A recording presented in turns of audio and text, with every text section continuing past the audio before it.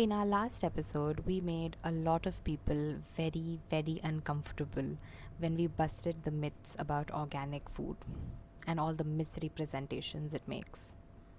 We said that regenerative agriculture was better, it was a step ahead, it was the top tier. But what is regenerative agriculture?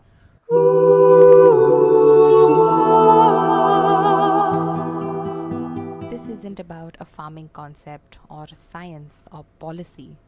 This is personal. This is about what you put on your plate. This is about what your children will eat. And if you happen to own land, this is about what your land will grow and how long before it gives up on you. If you are new here, welcome. My name is Sharvari and I studied agriculture in the UK on a fully funded scholarship. I also authored a research paper on sustainable agriculture with one of Britain's biggest supermarket chains. I came back to India because this is where the conversation needs to happen. Welcome to Regen, a channel where we talk about food, agriculture, and environment.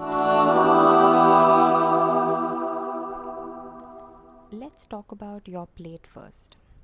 Let's say you buy a tomato from a mandi or a supermarket or even an organic store. Do you ask if this tomato is nutritious? Not if it's fresh or is it organic. Does it have the minerals and the vitamins that your body needs and that a normal tomato should have? Because the research says otherwise. You see, the vegetables we eat take their nutrition from the soil.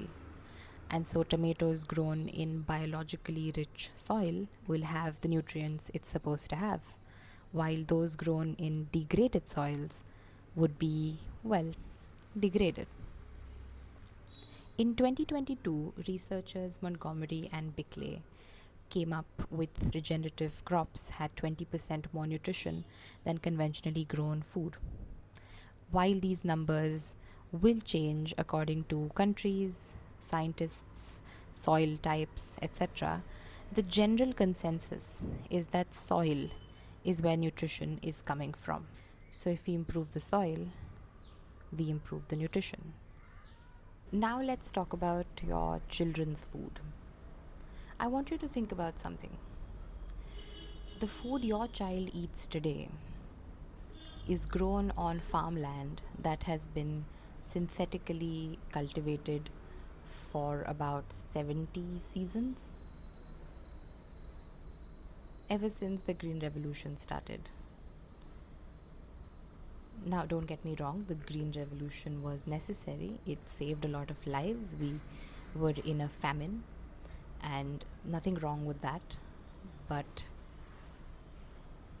the question the Green Revolution was asking was, is there enough food? Today we know there is enough food. The question we should be asking is this food nutritious? Is this food good enough to consume? And will this food remain good enough in the next 30 or 50 seasons? Here's what happened after the Green Revolution. Our use of pesticides is obliterating the biological richness of our soil. Just like our gut, there is good bacteria and bad bacteria in the soil. We aim at killing the bad bacteria, but we end up killing everything. Once the living layer of the soil is gone, there is nothing to hold the nutrients. There is nothing to hold the moisture in. There is nothing to make trades with your plant root. Your plant root brings sugars, and the other organisms trade those sugars for something else, like fixing nitrogen or providing phosphorus, potassium, all sorts of nutrients.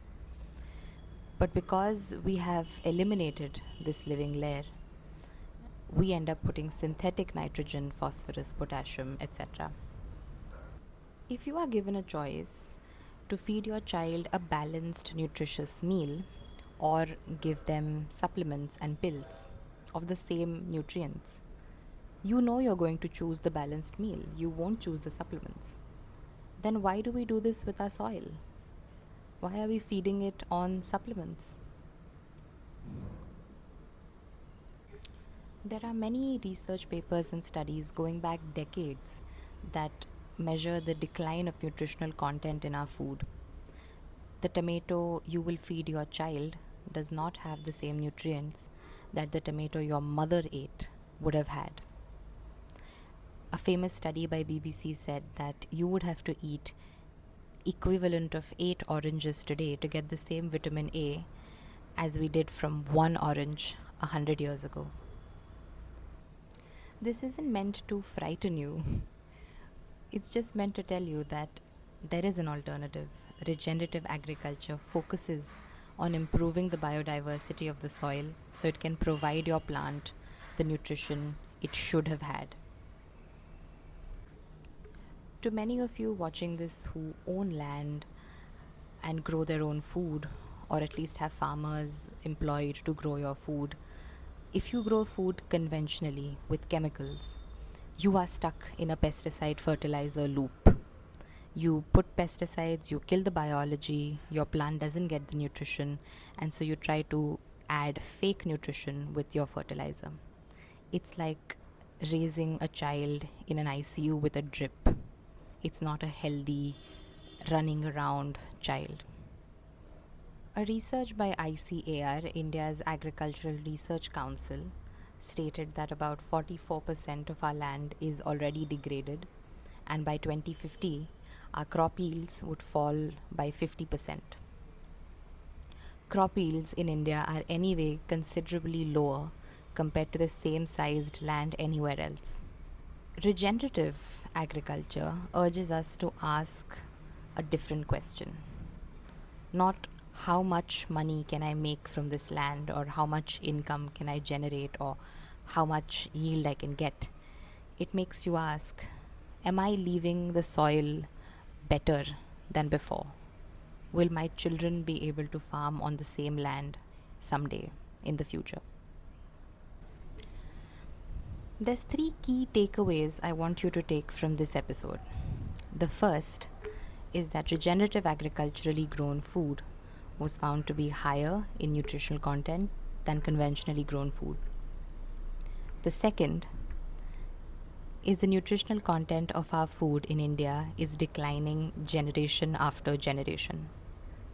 And the third, that the nutritional content in your plant comes from the soil, and a degraded soil only gives a degraded vegetable.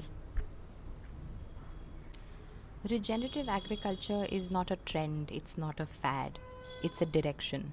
It's a direction towards better food for you now on your plate, or better food to feed your children, or a land that keeps producing food for generations to come. If this episode helped you or taught you something new, please share it with your friends and family and let this conversation grow. I'm Sharvari.